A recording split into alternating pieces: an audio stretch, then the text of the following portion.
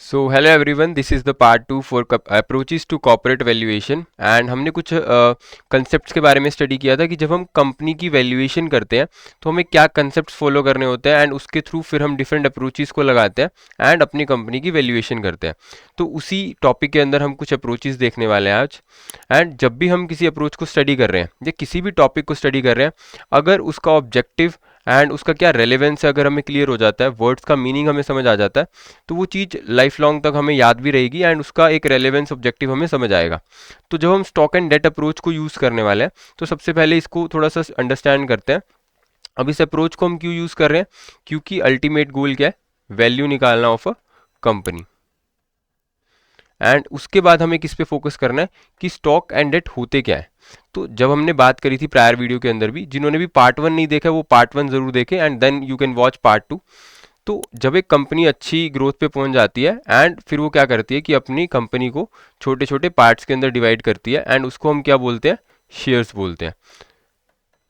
तो इन शेयर्स के थ्रू हम क्या बोलते हैं कि जैसे आपने रिलायंस के अंदर इन्वेस्टमेंट करी तो आप क्या बोलोगे कि रिलायंस में के स्टॉक में मैंने इन्वेस्टमेंट किया है। तो ऐसे दो तीन कंपनीज के स्टॉक में जब आप इन्वेस्ट करते हो तो ये शेयर्स जब कंबाइंड हम उनको बोलते हैं तो क्या बोलते हैं कि ये कंपनी का स्टॉक है। विच मीन्स कि आज अगर एक मेहता स्वीट्स है एंड उन्होंने क्या किया, अपनी कंपनी को किस में डिवाइड किया? 20,000 शेयर्स के अंदर। 20,000 शेयर्स के अंदर जब उन्होंने डिवाइड किया तो उनका एक मार्केट प्राइस भी होगा एंड इस मार्केट प्राइस पे हमें वैल्यूएशन करनी है। तो ये मार्केट प्राइस क्या होगा? जब हमने मार्केट वैल्यू का कंसेप्ट समझा था तो उसमें भी हमने देखा कि जब हम मार्केट कैपिटलाइजेशन निकालते हैं तो हमें एक तो नंबर ऑफ इक्विटी शेयर्स चाहिए होता है एंड साथ ही साथ हमें क्या चाहिए होता है? उसका मार्केट प्राइस चाहिए होता है। तो मार्केट प्राइस फॉर एग्जाम्पल इसका कितना है? ₹20। तो यहाँ से इसकी जो वैल्यूएशन आ जाएगी वो कितनी आ जाएगी? 4 लाख की वैल्यूएशन आ जाएगी। And next debt. अब डेट को सिंपल टर्म्स में अगर हम बात करें तो क्या होता है? एक तरह का लोन होता है। फॉर एग्जांपल आपने क्या किया हुआ है? 1 लाख का लोन लिया हुआ है बैंक से।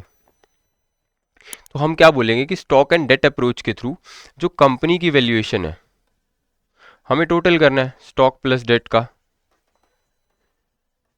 विच मीन्स कि 4 लाख प्लस 1 लाख, आपकी जो वैल्यूएशन आ जाएगी वो 5 लाख की वैल्यूएशन आ जाएगी through stock and debt approach. तो बहुत ही सिंपल अप्रोच है। हमने स्टडी किया कि क्या प्रैक्टिकल इसका रिलेशन है अप्रोच के साथ एंड कैसे हम वैल्यूएशन करते हैं। अब डायरेक्टली इसके थियोरिटिकल पार्ट पे चलते हैं। Worth of a company can be determined by simply adding. हमें क्या करना है? करंट मार्केट वैल्यू लेनी है आउटस्टैंडिंग सिक्योरिटीज़ की एंड साथ ही साथ डेट की। अब जो चीज़ हमें यहाँ पर फोकस करनी है वो क्या है? आपको हमेशा इस अप्रोच के अंदर आपकी करंट मार्केट वैल्यू चाहिए होगी। बट क्या करंट मार्केट वैल्यू इतनी इजीली आ जाएगी? नहीं। तो उसके लिए क्या एजम्पशन हम यूज़ करते हैं कि जब आपकी मार्केट एफिशिएंट है तो आप क्या इंश्योर करके चलते हो कि आपका प्राइस एक्यूरेट रहेगा एंड उससे आपकी क्या निकलेगी? एक इंट्रिंसिक वर्थ निकलेगी जो कि आपकी करंट मार्केट पे बेस्ड होगी। Next, some appraiser recommend when using average of recent stock prices. अब कुछ केसेस के अंदर क्या हो सकता है? जब आपकी वोलैलिटी ज़्यादा है स्टॉक प्राइसेस की, वोलैलिटी मीन्स चेंजेस। जैसे हम भी अगर किसी जो भी लोग स्टॉक एक्सचेंज पे स्टॉक मार्केट को फॉलो करते हैं तो मार्केट 9:15 पे ओपन होती है एंड वो 3:30 तक ओपन रहती है। फॉर एग्जांपल आज अगर हम जोमेटो के शेयर को देखते हैं तो क्या वो 9:15 टू 3:30 सिमिलर प्राइस पे रहेगा जिस पे वो ओपन हुआ था? नहीं, वो चेंज करता है। कभी वो ऊपर जा सकती है उसकी वैल्यूएशन, कभी वो नीचे आ सकती है। एंड ये किस पे डिपेंड करता है? उनकी डिमांड पे, सप्लाई पे, कोई रीसेंट न्यूज़ आ सकती है, कंपनी को कोई प्रोजेक्ट मिल सकता है बड़ा। तो इन चीज़ों के बेसिस पे क्या होता है कि स्टॉक का प्राइस फ्लक्चुएट करता है एंड उसके बेस पे कुछ अप्रेजर्स क्या रिकमेंड करते हैं कि आपको एवरेज यूज़ करना है। तो एवरेज किसी भी बेसिस पे आप एवरेज यूज़ कर सकते हो। फॉर एग्जांपल अगर आप एक हफ्ते का एवरेज लेना चाहते हो तो जो भी आपके 5 से 6 दिन के प्राइजेस होंगे, ओपनिंग ले सकते हो, क्लोजिंग ले सकते हो एंड उसका एक एवरेज कैलकुलेट करके आपके पास एवरेज आ जाएगा रीसेंट स्टॉक प्राइजेस का। Next, if the market is believe to be efficient. अगर मार्केट एफिशिएंट होगी, अगर हम मार्केट को एफिशिएंट एज्यूम करके चल रहे थे तो हमारे पास क्या था कि शेयर प्राइस क्या होगा? एक्यूरेट होगा। ये हमारी फंडामेंटल एजम्पशंस थी। विच मीन्स कि अगर आपकी मार्केट एफिशिएंट है, आपके पास एक एक्यूरेट प्राइस है, तो क्या आपको एवरेज की जरूरत पड़ेगी? No, there is no need for averaging. And कुछ रेमिफिकेशंस हो सकती है हमें एफिशिएंट मार्केट हाइपोथेसिस की, जिसमें हम ये स्टडी करते हैं कि जो अप्रोच है, ऑल्दो ये बहुत सिंपलर अप्रोच है, बट अगर आप इसको इसके फील्ड में यूज़ करते हो, जिस जहाँ पर इसका यूज़ होना चाहिए, अगर आप इस अप्रोच को वहाँ पे यूज़ करते हो तो जो एस्टिमेट वैल्यू आपको मिलेगी अपनी कंपनी की इस अप्रोच को फॉलो करके वो मोस्ट रिलायबल होगी। एंड जो फर्म की सिक्योरिटीज़ है, अब जैसे हमने स्टार्टिंग में भी बात करी थी कि आपको करंट मार्केट प्राइस पे फोकस करना है एंड ये आपको चाहिए, बट ये आपको कौन सी डेट का लेना है वो कैसे डिसाइड होगा? On the date of lien. Means कि जैसे आपने फॉर एग्जांपल डेट की अगर हम बात करें तो आपने 1 लाख का लोन लिया बैंक से, तो आपने ये जिस भी डेट पे लोन लिया एंड इसके लिए आपने जो भी एसेट्स को प्लेज किया, जब भी आपने उस लीन को क्रिएट किया उस डेट का आपको क्या करना है?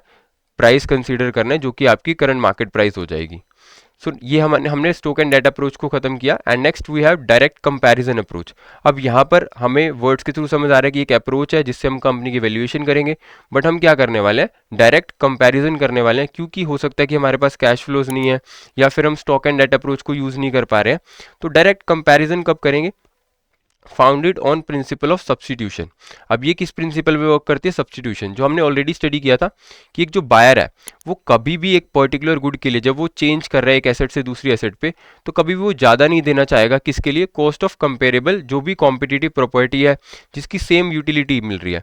मीन्स अगर आज वो ए मशीन से अपनी प्रोडक्शन कर रहा है एंड वो बी मशीन पे जाने वाला है जिससे वो सिमिलर प्रोडक्शन ही कर पाएगा एंड उसको सेम यूटिलिटी मिलेगी ओपन मार्केट में, तो उसके लिए वो ज़्यादा कभी भी नहीं देना चाहेगा। अब यहाँ पर हम क्या करने वाले हैं? Analyst look for extremely similar business. Similar business हमें चाहिए, उनके मार्केट प्राइसेस चाहिए एंड उसके थ्रू हम क्या करेंगे? अपनी वैल्यूएशन करने वाले हैं। तो यहाँ पे हमें बहुत सिंपल से 3 स्टेप्स फॉलो करने हैं। Determining the properties highest and best use. ये क्या होता है? जैसे हर एक पर्टिकुलर इंडस्ट्री का एक बेस्ट यूज होता है, एक प्रॉपर्टी का एक एसेट का बेस्ट यूज होता है, तो हमें ट्राई करना है कि वो प्रॉपर्टी उसी जगह पे यूज होनी चाहिए। तो क्या स्टेप्स इन्वॉल्व है इसके अंदर? Determining best use. जैसे हम एक एग्जांपल ले लेते हैं, X Y Z grocery store है, तो ये हमारे पास फॉर एग्जांपल एक लैंड पड़ा था एंड इस लैंड का बेस्ट यूज कब आएगा? जब यहाँ पर एक ग्रोसरी स्टोर खोला जाएगा। तो यहाँ पर हम क्या कंसीडर करते हैं? उसकी मैक्सिमम प्रोडक्टिविटी आनी चाहिए, फिजिकल सर्कमस्टांसिस देख सकते हैं, लीगल परमिसिबिलिटी देख सकते हैं, या फिर फाइनेंशियल वायबिलिटी। देन अब हमें वैल्यूएशन करनी है तो हम क्या देखेंगे? फाइंडिंग सिमिलर प्रॉपर्टीज, जैसे हम नॉर्मल केसेस के अंदर भी करते हैं। जैसे आपको अगर अपना फ़ोन सेल करना है तो आप देखोगे कि उस फ़ोन का मार्केट के अंदर पुराने फ़ोन का जो 1 साल 2 साल पीरियड हो चुके हैं उनका सिमिलर प्राइस क्या है, या फिर हम घर की वैल्यूएशन में करते हैं। इसी तरह हमें क्या करना है? कुछ कंपनीज को फाइंड आउट करना है। जैसे हमारे पास 2 कंपनीज है एंड यहाँ पर हमारा जो मेन रोल प्ले करेगा वो होगा मल्टीपल। कुछ नहीं है, बहुत सिंपल टॉपिक है, कॉमन मल्टीपल्स जो हम यूज़ करते हैं, enterprise value, sales, company value to EBT हो सकता है। कोई भी दो चीज़ों का रिलेशनशिप जब हम क्रिएट करते हैं एंड उसके थ्रू जब हम मल्टीपल की वैल्यू निकालते हैं वो हमारे कॉमन मल्टीपल्स के अंदर आते हैं। जैसे ए की बात करें तो उसकी सेल्स कितनी है? फॉर एग्जांपल 80 लाख उसकी सेल्स है एंड इसकी जो एंटरप्राइज वैल्यू है वो कितनी है? 4 CR। तो यहाँ से आपको ये पता चला कि एंटरप्राइज वैल्यू को जब आप सेल्स से डिवाइड करोगे तो 4 CR बाय 80 लाख कितना आ जाएगा? आपका मल्टीपल हो जाएगा 5। एंड आपके पास एक सिमिलर कंपनी है बी जिसकी सेल्स कितनी है? 1 CR की एंड उसका जो एंटरप्राइज वैल्यू है वो कितना है? 5 CR। तो यहाँ से भी जब आप ईवी अपॉन सेल्स कैलकुलेट करोगे तो आपके पास 5 CR अपॉन 1 आ जाएगा 5। मीन्स जो इंडस्ट्री के अंदर कॉमन वेरिएबल चल रहा है कि अगर एक कंपनी की सेल्स है इतनी और उसकी एंटरप्राइज वैल्यू इतनी है, तो उससे आपने कैलकुलेट किया कि आपकी जो एंटरप्राइज वैल्यू होगी वो सेल्स के 5 टाइम्स होगी। इसी तरह अब हम क्या कर सकते हैं? अगर हमारे पास कुछ कंपनीज की दो वेरिएबल्स हैं और उनका रिलेशनशिप हम क्रिएट करते हैं मल्टीपल्स के थ्रू, तो हम अपनी सेल वैल्यू निकाल सकते हैं, विच मीन्स कि हम अपनी कंपनी की वैल्यूएशन निकाल सकते हैं। जैसे अगर हमें हमारी कंपनी की क्या पता है? सेल्स पता है कि हमारी कंपनी की जो सेल्स है फॉर एग्जांपल वो 10 CR है, तो हमें पता है कि कॉमन मल्टीपल क्या है जो मार्केट के अंदर चल रहा है, उसके थ्रू जो सेल्स है उसके थ्रू ईवी निकाली जा सकती है एंड हमारी ईवी कितनी आ जाएगी? Which would be 5 times of the sales, means 50 CR। तो हमारी यहाँ से ईवी आ जाएगी